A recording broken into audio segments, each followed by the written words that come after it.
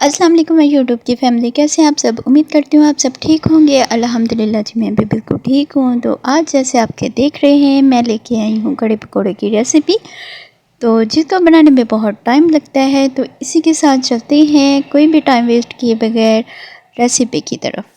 कड़ी बनाने के लिए जो सबसे पहले चीज़ है वो है लस्सी। जो मक्खन निकालने के बाद जो लस्सी निकलती है इसी की हम कड़ी बनाएंगे। यहाँ पे मेरे पास 2 किलो लस्सी है।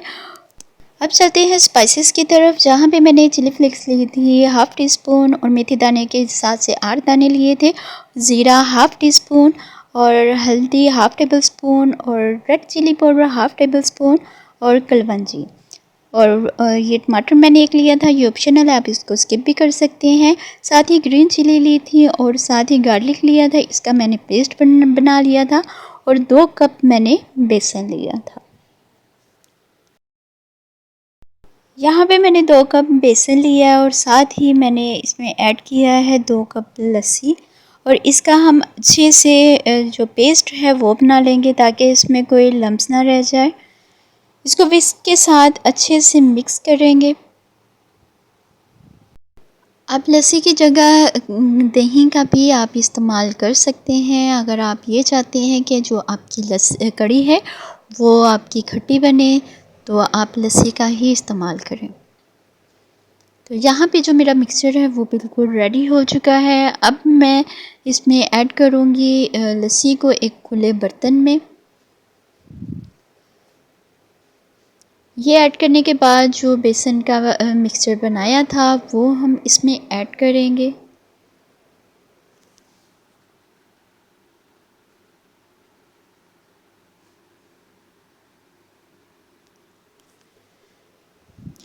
इसको ऐड करने के बाद विस्क से इसको अच्छे से मिक्स करेंगे ताकि कोई लम्स ना रह जाए और अच्छे से मिक्स हो जाए।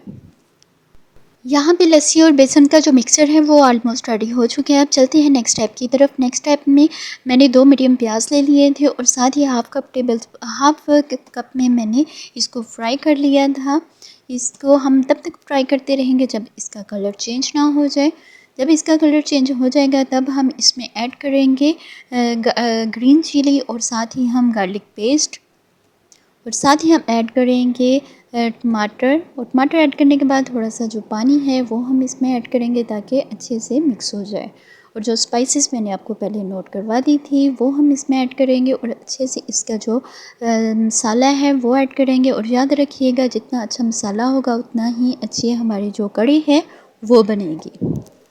जब मसाले की अच्छी सी भुनाई हो जाएगी तब हम इसमें ऐड करेंगे लस्सी और बेसन का मिक्सचर। और इसको ऐड करने के साथ ही हम इसको अच्छे से हिलाएंगे ताकि नीचे लग ना जाए। और इसको हल्की आंच पर पकाएंगे। जब कड़ी बॉयल आने शुरू हो जाए तो हम इसका जो फ्लेम है वो लो कर देंगे ताकि अच्छे से ये पक जाए। इसको हम 1-2 घंटे के लिए लो फ्लेम पे रखेंगे जब तक ये पकती है। हम चलते हैं नेक्स्ट स्टेप की तरफ। हम तैयार करेंगे पकोड़े और इसके लिए मैंने लिया था पालक, प्याज और आलू। और जिसको मैंने धो के और अच्छे से मैंने कटिंग की थी। और साथ ही स्पाइसेस में मैंने लिए है chilli flakes, red chilli powder और ज़ीरा। साथ ही मैंने लिया था सूखा धनिया और 2 टेबलस्पून मैंने लिया है बेसन। तो यहाँ पे सबसे पहले हम ऐड करेंगे स्पाइसेस ऐड करने के बाद हम इसमें ऐड करेंगे 2 कप जो मैंने बेसन आपको नोट करवाया था वो ऐड करेंगे।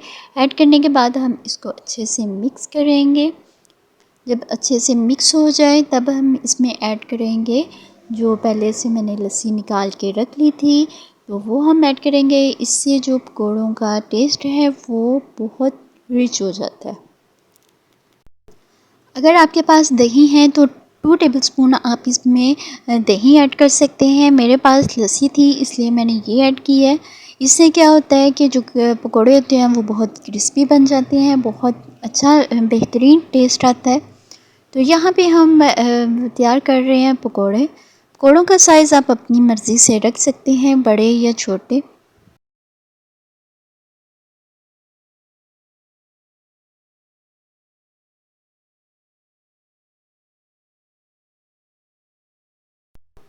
यहाँ पे जो पकोड़े हैं वो भी रेडी हो चुके हैं और जो कड़ी थी वो भी 2 घंटे बाद ऑलमोस्ट रेडी हो चुकी है। तो इसको 1-2 बॉयल आने के बाद हम इसमें ऐड करेंगे तैयार किए हुए पकोड़े।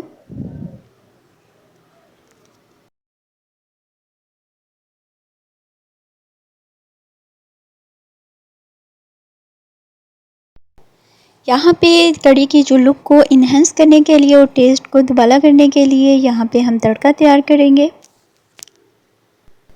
जब तक ये रेडी होता है आप मेरे चैनल पे जाएं और सब्सक्राइब करें, लाइक कर दें, बेल आइकॉन के बटन को प्रेस करना ना भूलें और अच्छा सा कमेंट कर दें और मुझे ज़रूर बताइएगा कि आपको मेरी जो रेसिपीज़ हैं कैसी लगती हैं और आप क्या देखना चाहते हैं।